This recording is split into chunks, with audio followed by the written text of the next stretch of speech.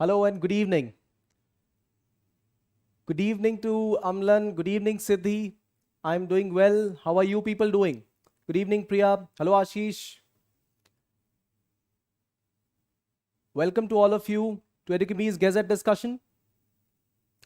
And just yesterday we had the pre-exam scheduled, and some of you might have had the experience of it. Did you go to the exam center? Did your relatives appear in the exam? Did you participate in the exam? Or did you have a look at the question paper? Could you comment? How was your experience?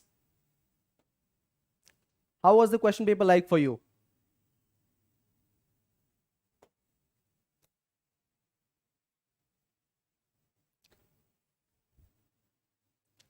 I'd like to have some comments. How was the question paper if at all you had a look at the question paper?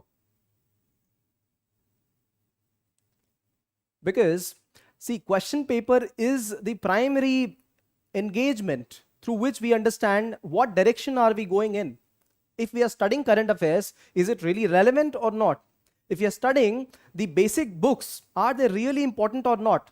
So this is the important thing. There are two important guides for all of us. One is the questions that UPSC asks, and the second one is the syllabus. And on the basis of that, we all juggle to understand what is important, what is not. Of course, some basic things are very much important. All right, so San Francisco says no, not appeared. San Francisco, and then Siddhi, no. Ashish, no. Amlan, good. Okay. San Francisco says mixed reviews. Okay. I'd like to show you something here.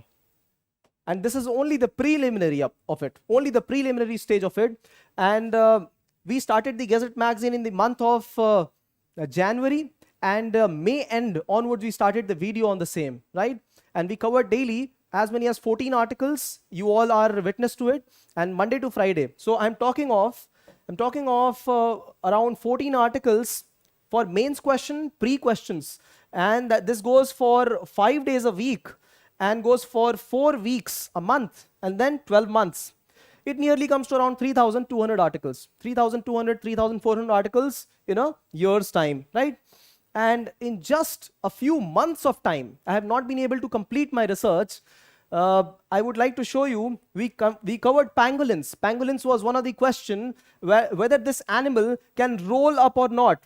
We have explained in our description very clearly that pangolin itself in Malay language means the one who rolls up. It's a part of our question straight away. If you be a part of our social media, our Gazette, our discussions, and this was also covered in the Gazette magazine, right? Now, Pingali Venkaya. Now, this we have covered him, and this was a part of your question paper, right?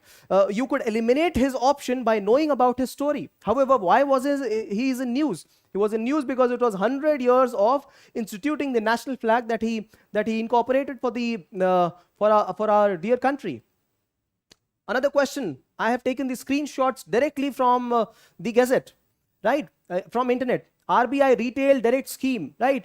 The first statement of one of the question mentions, can retail investors participate in RBI bonds or not?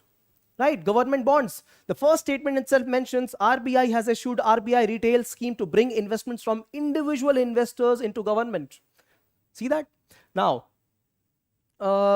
moving ahead, let me show you another question. Straight. Dholavira. It was a question, and anybody who was a participant in the Gazette video, I explained the complete structure of how Dholavira was designed, what was the river it was located at, and what Indian government is doing right now. India is creating a complete set of museum, a complete city in itself, recreating those ancient times.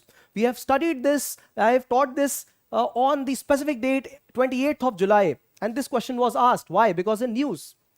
Look at this question, Quit India resolution. We did cover this quite a few times. On 14th of July, I spoke about Quit India resolution. Not only that, we also spoke about what happened on 8th of August and what happened on 9th of August. Right? 8th of August was the question. So this was passed by the Congress committee on 8th, and 9th of it, all the important dignitaries were arrested, right? We covered this, and this was the question. This was straight question, and this is how one could attempt the prelims exam.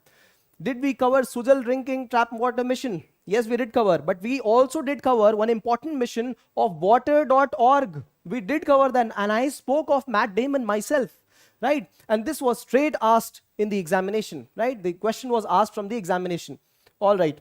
Moving ahead, Indus Water Treaty. If you people have gone through this, we have covered a complete feature article on this, right? Although we did not speak of that particular segment, whether it is Chenab or whether it is Satluj, which is the final river, right? There is definitely confusion there for many people. Anybody who says the answer is certain, it is not true. Answer is not certain unless and until UPSC releases its own key. Chenab is the largest river, largest by the volume of water it takes. But Satluj is the river which is longest. Satluj is around 1500 kilometers and Chenab is 1000 kilometers. Savinder Singh book says that it is Satluj in which all the other rivers conjoin and later meet Indus, right? Now, basically, in Pakistan, these rivers are not called by these specific names. After they conjoin, they are called as Panchnad. Panchnad. They will not be called by the name Satluj or Chenab. So, yes, but we covered a lot of relevant aspects of Indus Water Treaty, right? In a featured news. Look at this question. Edible oil palm mission.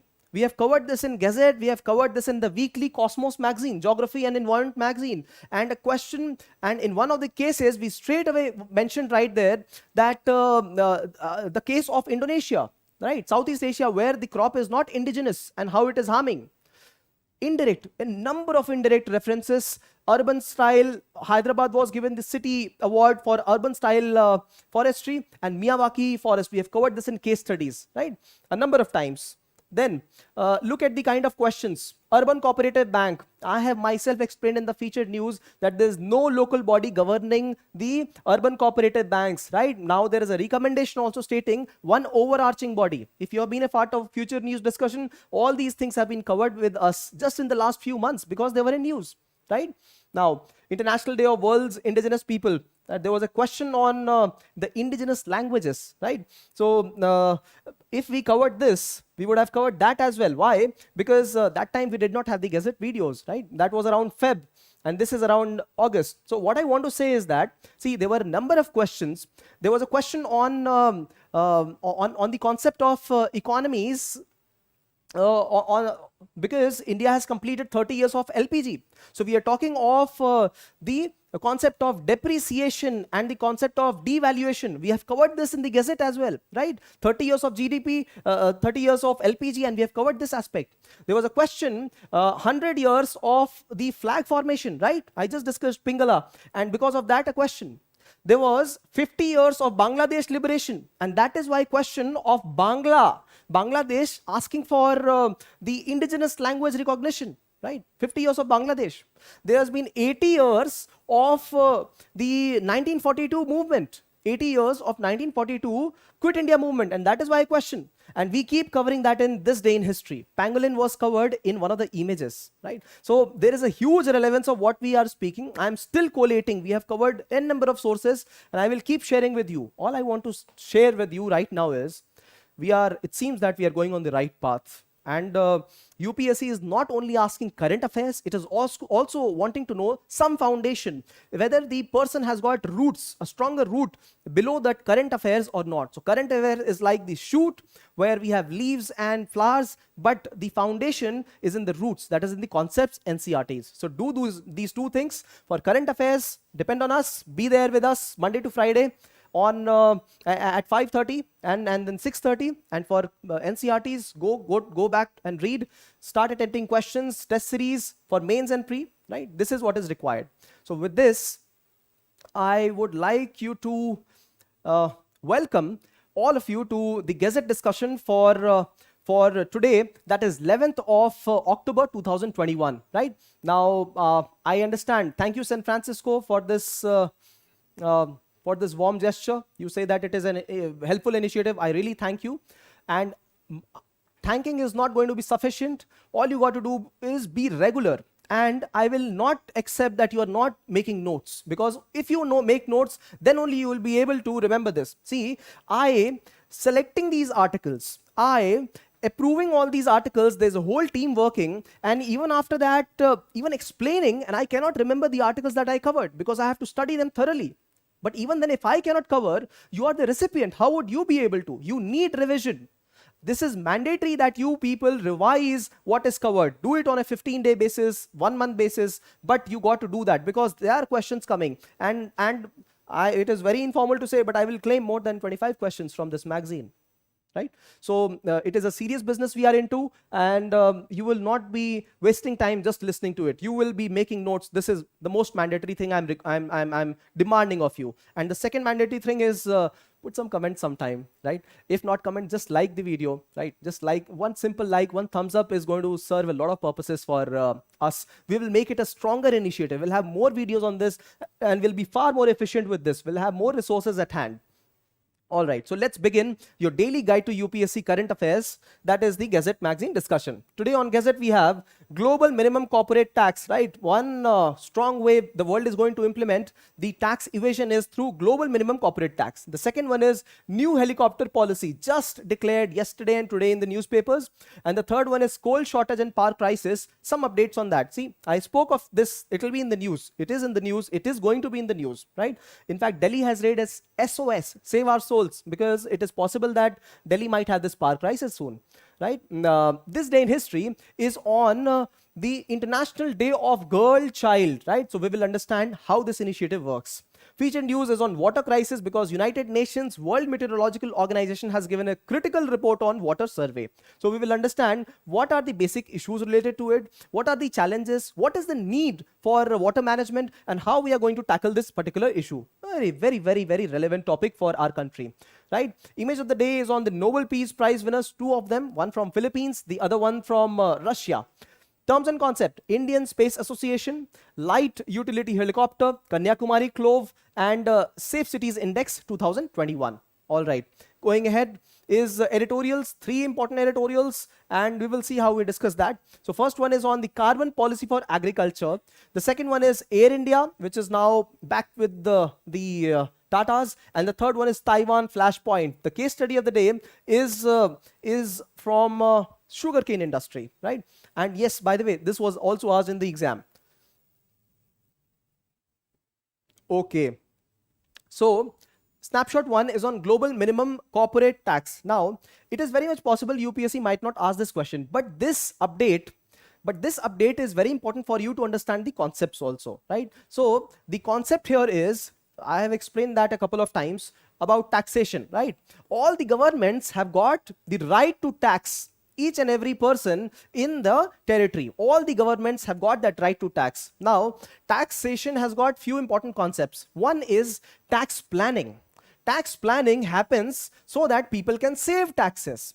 Saving taxes is legitimate business, right? Government also helps people save taxes. How? It says you put some money in pension funds, you put some money in insurance funds. So we will ensure that we don't tax you as much, right? So tax planning, tax saving is good. Then there is something called as tax avoidance, and there's something called as tax evasion. Now please do remember all these four words. So tax avoidance is trying to avoid tax, right? We avoid some things. So these are working between the fissures. That means if there is a law of the government and there is another law, there is a loophole somewhere in between, and we try to exploit that and we try to avoid that tax, right? So this cannot be said that it is illegal. However, it is a very smart move and people try to avoid taxes, right? This is not illegal as of now.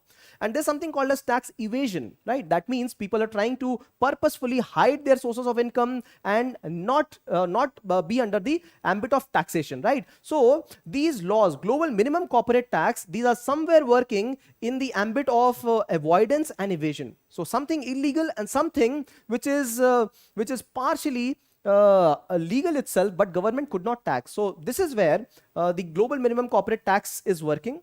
The prime agenda is to ensure that base erosion and profit shifting, it does not happen.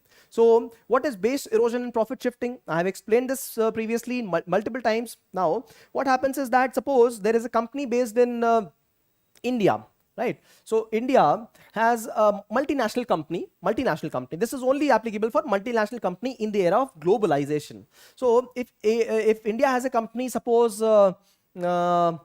we are talking of Microsoft, a company just like Microsoft. It is a Microsoft company, a software company, and this earns a huge amount of revenue from India, right? It has good number of sales in India and good amount of revenue, but it does not pay tax in India. You know why? Because it takes all the money of profit and it shifts the money in another tax country, in another country. For example, Cayman Islands. It might go to Mauritius. It might go to Singapore. So these are the places where the tax norms are such that you don't have to pay much taxes. You just have to be there. You have to install your institutions, give some employment to people, and that is sufficient. So effectively, this company was working in India and it should have paid some taxes at India, but it avoided paying taxes and it went to Mauritius or Cayman Islands and British Islands, these kind of countries. It did not pay tax there. It avoided taxes. See?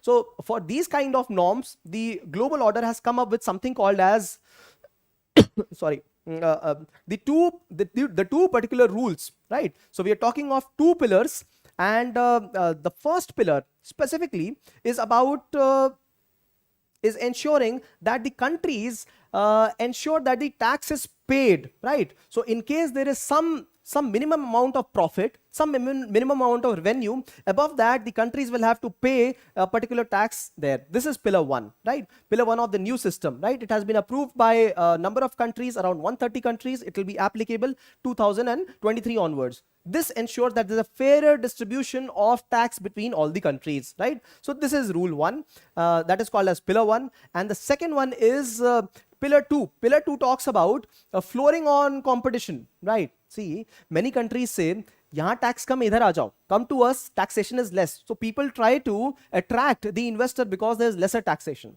But pillar 2 says that there'll be minimum global tax of 15% if you're working in a country, and provided certain important things. For example, certain minimum revenue has to be there, right? It will be implemented from the year 2024. So these are the two pillars under which these countries are working. Now, these are major tax reforms internationally. They're also in news.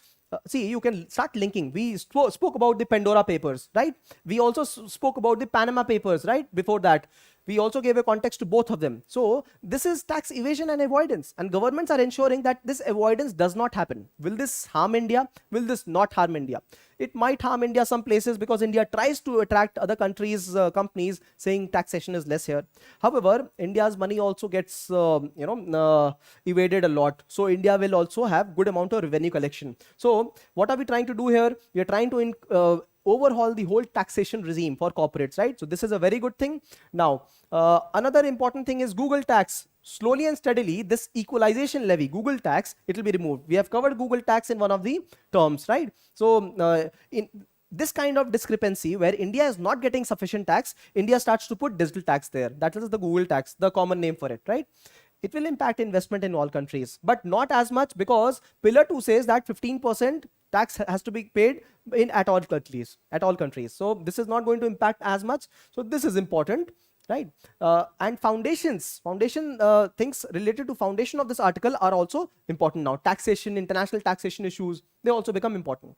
The second is the new helicopter policy. This was initiated by the Civil Aviation Minister, Jyotiraditya Scindia, and he speaks of liberalizing the helicopter regime for our country, right? So there will be dedicated hubs and corridors in which helicopters will be operating. Till now, we have had the airlines, right? Aeroplanes working. Now we will also have helicopters. This is also covered as a part of Udan 4 initiative, right? And the second one is abolishing of the charges, landing charges, parking charges of the helicopters. See, the airline industry is cash strapped. We studied this just a couple of days back while we were talking about the issues with airline industry. So whenever the aircraft lands, they have to pay landing charges on the landing strip. Then they have to pay a parking charge also. Then in case they are getting inside the hangar and staying there for a day or two, they have to pay those charges also. These charges will be abolished. What does it indicate? It indicates that India is trying to commercialize its helicopter entity, right? So there'll be dedicated helicopter acceleration cells. So increased usage of helicopter. Then there'll be no landing charges, as I mentioned. There'll be adequate training and heli disha book. So this will aid normal civilian people to also understand how helicopter works, if they can participate becoming a pilot themselves or not, if they can own a helicopter or not. So these are some very, very good regimes. This is there in foreign countries. India has also initiated that. This is very similar to India's drone policy, where India has liberalized the drone regime with some automated controls, right? So this is the main agenda. India is also establishing dedicated corridors where helicopters will be operating for tourists, for normal people, right? So for example, Sikkim, you can board a helicopter for 15 minutes for 10,000 rupees only, right? And see a bird's eye overview of the whole city, right? So this is important. The minister also said that helicopter becomes very important for accident relief. The first few minutes, 6-7 minutes, if the person is airlifted, their life can be saved. So these are very important new good developments relating to helicopter. And this also leads to more commercialization, no? And this is good for the economy, right? When everybody else is doing, we will also do this. Take a good step ahead. So helicopter policy. The third is coal shortage and power crisis, right? So coal shortage and power crisis, we have studied in details. Why is it happening globally? What's happening in India? But lately, Delhi and some specific states have started to create hue and cry. Why? Because Delhi state has said that it does not have the coal power plant even for one day in at least one of its important power point units, right? Coal powered. So that is why this is very much in news, because this is like an SOS, save our souls. If there is no power generation in Delhi, what will happen to the city? It will go for a blackout. And this is happening in more than 20 provinces in China. Right? Not only Delhi, there are other states also which have started to speak of this, but center says no, there's adequate availability of coal, right? So let's deal with this quick update. So more than half of India's electricity is provided through coal. It is 60% through coal, and this is what we are trying to reduce. This is conventional mode of electricity generation, right? And this is what we want to reduce this coal participation. However, it is not happening right now, right? Ideally, these companies, these coal powered companies, we are talking of NTPC and all other state companies, they got to have 25-30 days of coal reserves, but they hardly have around 3 days of reserve, many of them. And that is why this hue and cry, right? Now, this critical situation is not only in Delhi, but other states like Punjab, Rajasthan, Tamil Nadu, Gujarat, all these industrial states, see where there is more requirement, this issue has cropped up, right? And I have also started to hear from some states, from some friends and people living around, they've already started to say that there are power cuts, increased power cuts happening in their cities, right? Now, that means there are some issues. What are the reasons? We have covered that a number of times. International prices, power demand, rainfall in India, natural disasters, country trying to get into the green regime, right? Procurement issues, those issues. So Coal India has been said that you have to ramp up your production very fast. This is very important because Coal India does not plan for the rainy seasons. It is a PSU. It is all laxed. So this needs to be ramped up. This is one, because Coal India is the one which has more than 80% coverage of the garnering of this coal reserves. So that is why Coal India becomes very important. The second and third important updates the government has given is that all the unrequisitioned power, that means the power which has not been sold in the market, that will be immediately diverted for short-term trading as well. This is a very important reform by the government, short-term trading. Why? Be a part of long-term power purchase agreements. We have covered that. We have covered that in Snapshot, long-term power purchase agreements. That means an agreement which is for 20 years, 30 years agreement, right? So in case there is less power required by a state, but the agreement was for 100 units. Say 100 units was the agreement, and power required is just 80 units. They will still have to pay for 100 units. So these are long-term power purchase agreement. This is not advantageous for the state distribution companies, right? So reforms were such that why don't we have these spot tradings, right? Small 1, 2, 3, 4, 5 days trading. Government introduced this reform, and this is what it says: requisition power should be traded at the short term as well, right? Idle plants, the plants which have got capacity and they have resources but they are not utilizing power, they must be initiated again. So these are the important steps taken by the government. All right, note that down. This day in history we have dedicated to the International Day of Girl Child. Why? Because it was 10 years back, October 11th, that United Nations General Assembly declared this day as International Day of Girl Child. Now, this comes as a successor to an important declaration called as Beijing Declaration. These are the kind of statistics, the data that the UPSC is very, very mahir at asking, right? It is expert at asking these kind of questions. So Beijing Declaration, which was declared in 1995, in China, it was on gender equality, increasing the status of women at par with the men, right? And this is the precursor. Beijing Declaration is the precursor for having the United Nations General Assembly Declaration on International Day of Girl Right, right? So we are talking of equality for women and men in the country. All right, update. Featured news on water crisis, a beautiful article and very insightful, right? All the places where there's water crisis and what are the issues, main issues related to it, and what are the suggestions, we'll discuss at 6:30 p.m. today. All right, moving ahead to image of the day. Nobel Peace Prize given to two people. On left we see gentleman from Russia, and on the right we see this lady from Philippines. Now Philippines, the person who is ruling the country right now is, although he might have good intentions, but he's ruling with an iron hand. And what he wants is, for example, drug mafia, all those things have to be abolished. But he's taking a very hard stand against that, right? So she writes openly criticizing the government. And same with this gentleman, he's been writing. We're talking of Dmitry Muratov and Maria from Philippines. So gentleman from Russia, he has got his newspaper. It has been running for the last 24 years. He is fearless and he writes very much against the regime in Russia. We're talking of Putin, and he is very much critical of the government's, Russian government's persecution of Chechnya Muslims, right?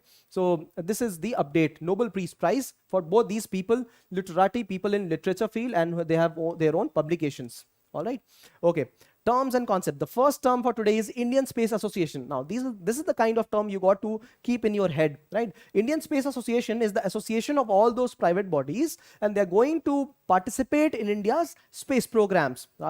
Just a few days back, I had explained to you there are two bodies, right? Now, ISRO will have two arms. One is Antrix. This is for all the commercial deals, and there's another arm which is going to handle all the private bodies, because now we have liberalized the space regime in our country. We have liberalized the regime in which even private participation from abroad or India can happen. So all these small companies, Indian companies, for example, Airtel, Larsen and Toubro, OneWeb, right, Walchand Enterprises, all these, if they want to participate, there has to be a regulatory body for them. So name that organization. We have covered that in Snapshot. These are the two, Antrix Corporation and this one. You have to remember, they will ask a question like this. They will ask sometime or the other. They will, or if you put this in mains answers, they will enrich your answer. So this organization, along with that, Indian Space Association has been formed, association of those private bodies, right, so that they can represent their interest, right? So this is like engaging all the stakeholders. Indian Space Association, do remember that. Light utility helicopter.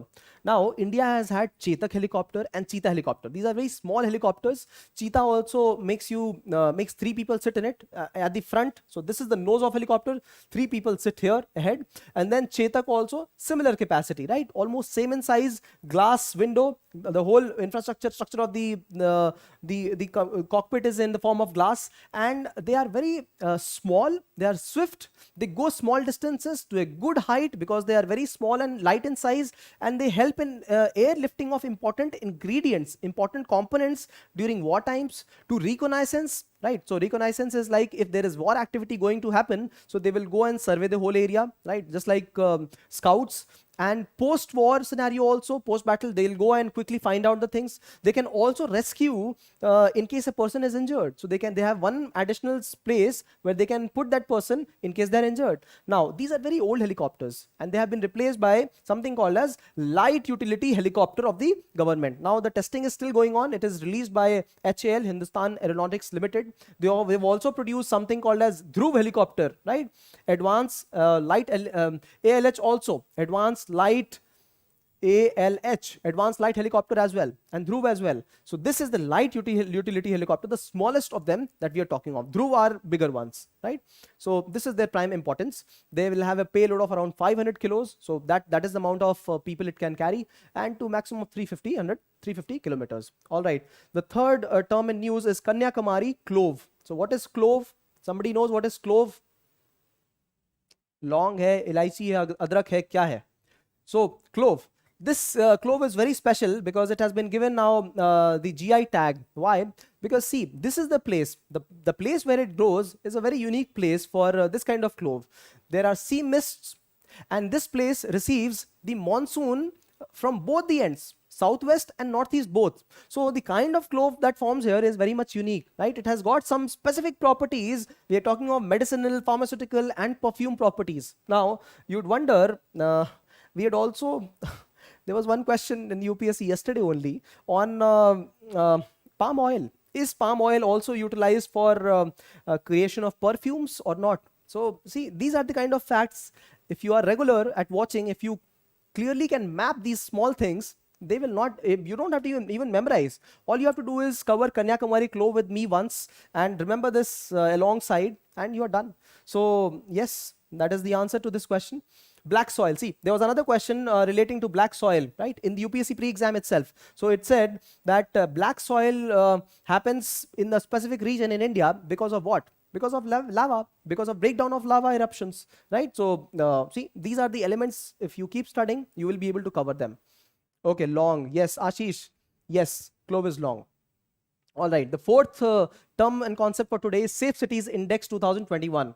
We have covered something similar, and we majorly spoke of Delhi and Mumbai being in the top 50 cities. So Delhi and Mumbai giving 48th and 50th rank in the safest cities, right? We are talking of 60 cities being covered in 76 indicators. However, the best cities to live in are Copenhagen in Denmark, and then we have Toronto, Singapore, Sydney, and Tokyo. You can very well see there are a couple of countries from Asia as well. We're talking of Singapore, and we are talking of Tokyo, right? So one country from North America, and one from Australasia, Sydney, and the one from Europe, Copenhagen, right? So what is the language spoken in Denmark? Is it Danish or is it Dutch? So these are the world's best cities to live in. Now, India needs a carbon policy for agriculture. Now, I don't know if I should ask you this question or I should explain this particular editorial. We have covered that India is one of the cities which has, India has many cities which are in maximum carbon emission region. So we are talking of 22 cities out of 30 cities which are the most polluted cities in the world. One important statistics I have repeatedly told you, and this must be in your heart, must be in your mind. This is one. The second one, agriculture does contribute to global warming. We have spoken of this. Around 30% of the greenhouse gases production is from agriculture. Not only that, we contribute as much as 17% of wastage of agricultural food products, right? So don't tell me we have not covered this, right? On the basis of these statistics only and your wisdom, right, you will be able to attempt a complete question on what should be the carbon policy for agriculture. And I really want you to write some pointers on this, right? So this is a challenge for you, right? Try attempting a question which says, what could be the possible carbon policy for agriculture in India, right? All right. Yes, Ravinder, this is a live session happening, and this happens Monday to Friday, 5:30 p.m. and we go around 6:65. Today is a little delayed because of several factors. However, yes, 5:30 p.m. and 6:30 for another small discussion on a featured news, right? So 2 discussions Monday to Friday. Yes, that's it. The second editorial is on how India lost sight of its flight path. So this is the complete journey of Air India. Earlier it was private company, then government took it as one of its organizations. Air India and Indian Airlines, there were 2 different components of it. Indian Airlines for domestic carrier purposes and Air India for the international. And later both had to be merged because both were growing inefficient. Why? Because Air India had different crew and Indian Airlines had different crew. Their complete repair, maintenance, payments, everything was separate and they were inefficient. Also being a government carrier, it had a lot of losses because there was no reason for them to become profitable, right? People did not share profits. It was just with the government and it incurred losses of to the tunes of thousands and thousands of crores. It was around 80,000 crores. And then there were bids for privatization. Tata took it back. So this is the complete update about it. And it's a very good thing that this privatization bid has started, because after Air India, we will have many other government companies. We'll have REC. We are talking of electrical companies, right? We are talking of companies which are related to Petroleum Marketing Corporation, right? So BPCL, etc. They all will get privatized in a short while from now. So very good updates from this end. Taiwan, flashpoint in the Indo-Pacific region. We will cover another editorial on this, and that is where I will cover the holistic coverage of this. Now, China has said that China wants to integrate the whole Chinese region. What are we talking of? Not only Tibetan area, not only areas of Vietnam, but also the Taiwan, which China calls as its own integral part. But Taiwan is informally considered as another country. So Taiwan has retorted saying that we will defend our own freedom. However, China last week itself, it ran more than 150 aircrafts in the not domestic space, but in the nearby domestic space of Taiwan, where the radars could capture these kind of incursions. So this was like poking China around its own backyard, poking Taiwan. Case study of the day is on an important crop, sugarcane. Now, this was asked in the question. See, question word by word will not be able to cover, but you will be able to see that these updates will let you know a lot of things about it, right? So this update is on an important initiative to address drought. Now, sugarcane is one of the water engulfing crops. We have covered this. We have covered FRP, statutory minimum price, right? So we are talking of the fair and remunerative price, FRP, of sugarcane, right? So in that complete feature, if you just type fair remunerative price Edukemy on YouTube, you'll be able to find a complete article we covered 1 month back about sugarcane. So this editorial, this case study, beautiful case study, talks about a person who started drip irrigation for sugarcane. Now, this is where a lot of water is required. But if we use drip irrigation, that means we are making more precise agriculture happening, precision agriculture happening, right? Conservation agriculture happening here. More of natural techniques being utilized than the chemical and artificial techniques. And this is how he has been able to save a lot of water in his own backyard. So we are talking of Marathwada region, which is very much prone to drought and desertification, right? So this is a great initiative by private individuals in Marathwada region. Now, this is how we come to the conclusion of the Gazette Magazine discussion. Be regular. Let's be serious so that we spend our time wisely, so that we are able to gain something. Yes, of course, this is a tedious task. It is a process which will take a while. Next year exam will be almost maybe 8-9 months or maybe 10 months from now. So it is going to be tedious, but regularity, discipline will definitely fetch you something that you would have only imagined, right? So I'll just quickly take up a couple of questions if they are there. Yes, this magazine is sufficient. This magazine is sufficient. I can assure you that we cover 7 to 8 newspapers, all the government reports that are relevant, and this is a complete holistic article, so that package, so that you don't get lost in newspapers every day, right? We save time. Give 1.5 hours every day in the evening, and you will be able to cover your current affairs, right? Okay. What is the next question? Yes, this is a live session, and do not forget to like, share, and subscribe to this channel. This will be really good. This initiative is something that that will gain more spur, more acceleration if you give us some likes, right? Sir, this editorial said to shift towards corn from paddy. Won't that affect the export of our nation towards corn from paddy? See, paddy is one of the crops that is very much in conflict. Why? Because India does export rice, right? India's basmati rice varieties, these are very good varieties of rice. And India also possibly will receive a GI tag for this. But it will affect our export production to a level. But if we diversify to other crops like corn, they can be in fact utilized in our country itself. We are talking of utilizing corn production in feeding the animal stock. We're talking of corn production to be able to utilize them in biodiesel.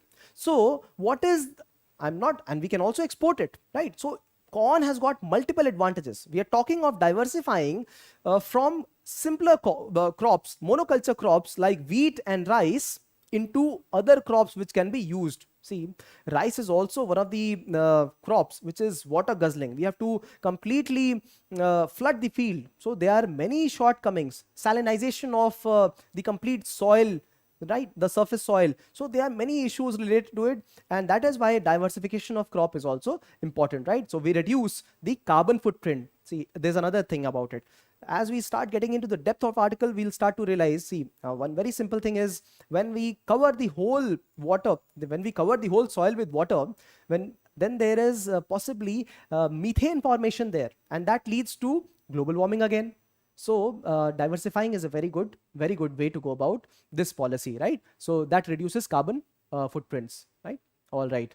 So taking up questions. Thanks for being live watching. It's a very good thing that you are being a participant. Only request is for you to have your notes alongside. That will only serve the purpose. Thanks for watching and see you at 6:30, just 10 minutes from now.